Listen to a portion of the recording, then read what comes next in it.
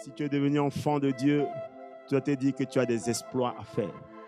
Il y a un logiciel que Dieu a déposé dans le cœur, dans l'esprit de tout enfant de Dieu pour atteindre des objectifs bien précis et manifester pleinement sa gloire.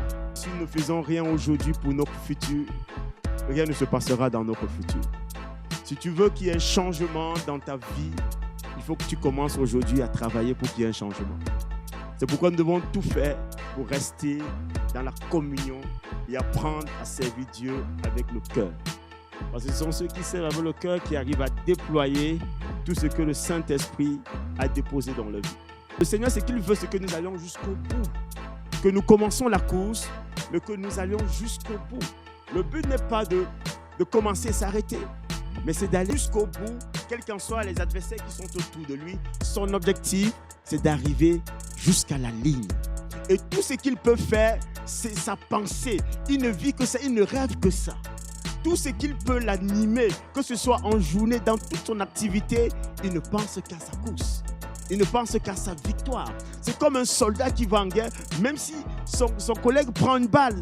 Lui, il continue parce qu'il sait qu'il doit venger son coéquipier. Il doit tout faire pour qu'il y ait la victoire.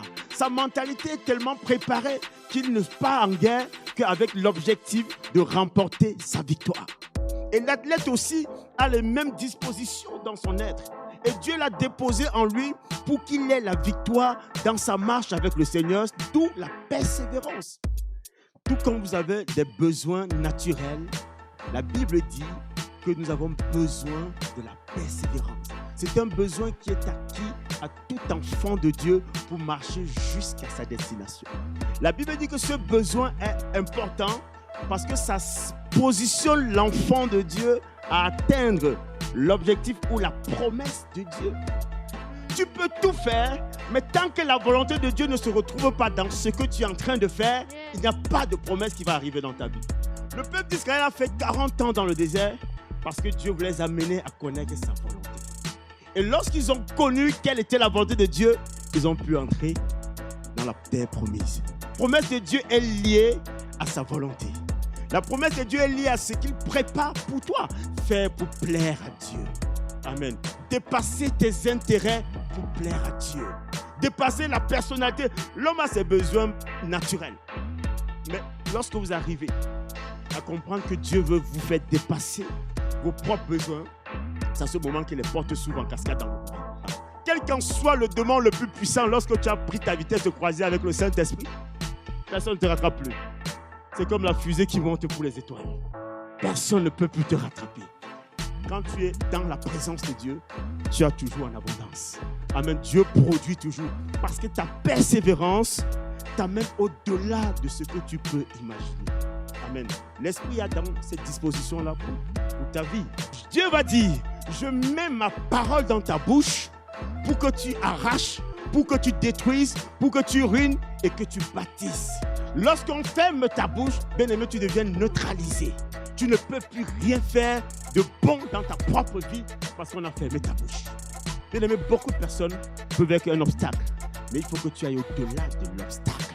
Il faut que tu vises l'objectif, que ta pierre soit comme une tisse. Lorsque tu tapes comme ça, tu entends le rebond. Alléluia. Et c'est ce rebond-là qui va amener jusqu'à ta destination. L'avantage, c'est que lorsque vous êtes avec Dieu, Dieu fera toujours des exploits avec vous. Faites tout, que personne ne soit avec vous, mais vous soyez avec Dieu. C'est avec Dieu qu'on peut faire tout. Mais sans Dieu, on est limité. Ce que vous faites, certains le font déjà. Ce que vous ferez sera différent de toute autre chose si vous y ajoutez quoi? Un plus-value. Mettez du plus dans tout ce que vous faites de bon. Aimez plus, aidez plus, soupirez plus, désirez plus, aspirez plus. Tout ce que vous mettez du plus amènera du plus dans votre vie. Ce n'était pas un souhait de Dieu. Ce n'était pas une demande de Dieu. Ce n'était pas une prière que Dieu demandait à Josué à ce moment. Dieu lui disait quoi? C'est un ordre. L'ordre de Dieu, c'était dit encore à ce moment, prends courage pendant ta marche. Prends courage pendant ta persévérance